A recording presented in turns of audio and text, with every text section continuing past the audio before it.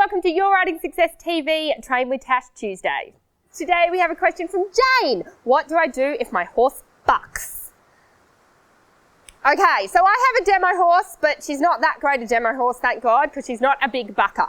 So let's do theory first. If you have a horse that bucks, what is happening? The hind legs are coming really high up, which is going to do what to your body? It's going to make your body go this way. So when people get bucked off, they come off this way. So if you can feel or know that your horse is about to buck, which sometimes you can, the first step is counteract that forward momentum, scoot your pelvis and sit back really far. Hang on to the saddle if you need to. So sometimes when I'm on young horses, or I did have a horse that was a really big bucker, if I could feel that he was about to do it, I'd go, yeah! And the yelling would help because you'd go, oh, Mum got angry. And I'd be there. I'm like, I'm not moving! And I'm going to sit back and you can push your hind leg so high into the sky, but I'm staying here. So that's the first thing. So it's nice to know, that's just a bit of theory, you know, if it ever happens, that you can understand the theory of it.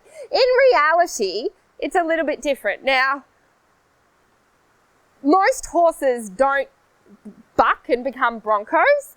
They just become, they pig root. And this mare also likes to pig root. So she tends to do it when I train the collected stuff. So let's see if I can get one. It's for a demo suite. Can you just do a little pig root?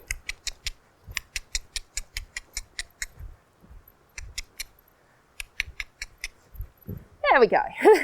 I pat her for the pig root. Well, that was good for the demo. Now, that pig root is her going, I do not want to engage my hind legs. I do not want to work. I do not want to become a dressage horse in piaffe and passage. Now, you'll see that little bit of a pig root did tip me a little bit forward. So you've just got to make sure, if you know that your horse pig roots in the canter, or you know there's a certain type or place where the horse normally they pig root from trot to canter, you've got to make sure if your horse does pig root in the trot to the canter that you go trot, trot, trot, canter.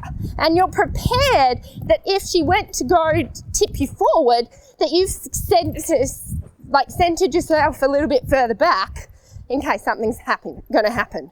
You know, obviously a normal trot to canter, you're just sitting straight. Good girl. And I'll show you again, if you know you're on a bit of a pig rooter, young horse, canter. Good girl. And your horse does not like carrying you over here because you have more weight on his hind legs, which makes it harder for him to come up. So if I have a horse that likes to pig root and trot to canter, and I go and canter, and I make them canter when I'm over here, they don't pig root very often because it's too hard. I'm actually quite heavy. And they learn to then not go into canter that way. The only reason they're doing it is because they're weak and, well, they can be fresh, so they're just like, whoopee, let's go! Or they're a little bit weak and they're like, oh, this is a bit hard. So I'm just going to like use that momentum, that jump to get into it. The minute you make it harder for them is the minute they go, oh, okay, I'll have to do something else. Good girl. So trust that helps. I trust this helped and you enjoyed the episode. Remember, hit the subscribe button if this is your first time watching so you never miss another episode. Thank you so much for watching, and I'll catch you next time on Your Riding Success TV. My name is Natasha Althoff, and remember, it's time to become the rider you dream to be.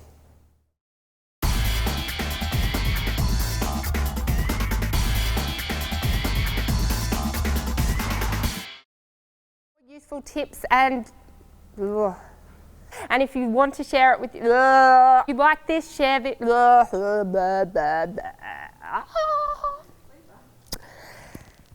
Say it again.